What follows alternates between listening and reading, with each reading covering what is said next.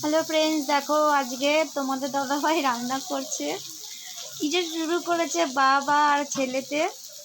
কি রান্না করছো আজকে? মানে এত রাত্রে যে কি শুরু করেছে আমি নিজেই বুঝতে পারছি না। ধনে পাতা দিয়েছে, পেঁয়াজ কুচি দিয়েছে। কোনো মানে হয় এত রাত্রে করার? তোমরাই বলো। বললাম যে অমলেট করে দিই, অমলেট দিয়ে রুটি খেয়ে নাও, তা হবে না। তো করুক বাবা আর ছেলে মিলে। দেখো ছেলে এদিকে হেল্পার।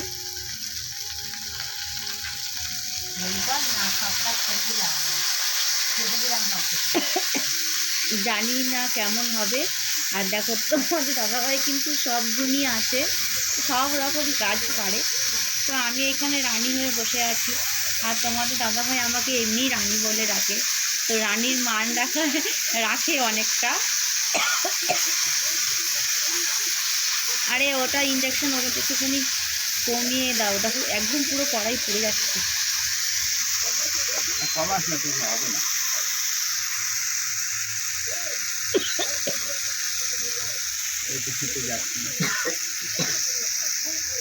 দেখো রান্না করতে একটু হাতটা তোলো। দেখো ভালো করে তোমাদের সাথে কথা বলতে ভুলে গেছি। বাবা মায়ের আশীর্বাদ চ্যানেল থেকে তোমাদের সবাইকে স্বাগত জানাই।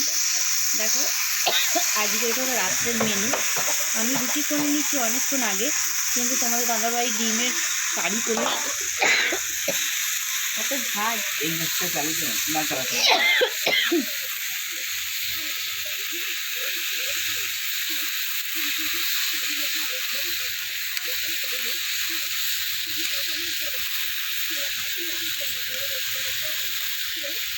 মাঝে মাঝে আমাকে পুরো সারপ্রাইজ করে দেয়, রান্না করে খাইয়ে দেয় আমাকে। মানে আমি তো সারা সপ্তাহে রান্না করি, তো আজকে এটা কী দিলি? এটা হলো আদা। তো এখন কত মানে সুবিধে হয়েছে দেখো ফ্রেন্ডস। তোমরা আদা রসুন বাটা পেস্ট দোকানে কিনতে পাওয়া যায়। এই যে জিঞ্জার আর গার্লিক পেস্ট, আদা রসুন, তাই তো? এটাই সুবিধা। আগে ঘরের মধ্যেই করে নিচ্ছে পুরো রান্নাটা। ইস, ঘরটা মনে যাচ্ছে রে। কী করবো বলো, আমাদের তো একটাই মানে রুম, যেহেতু সব কিছু করতে হয় এখানেই। মা আবার চিনি দিচ্ছে, যার সুগার। একটু সস দিয়ে দাও, ভালো লাগবে। আরে লঙ্কার গুঁড়ো কত দিচ্ছে?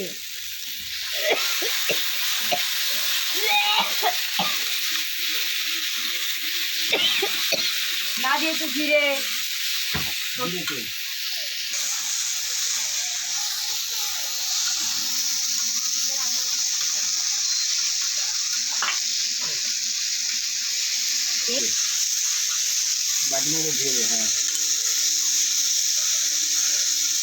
ওরা ডিম ফাটিয়ে ফেলছে তো কষাতে গিয়ে, এই মশলার সাথে কষতে গিয়ে। আরে মরণ।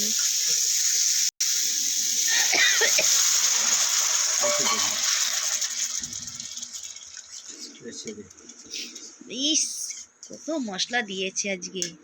দেখো দেখবে না সবাই। একটু ঘি দিলে মনে হয় ভালো হতো। আবার ঘি?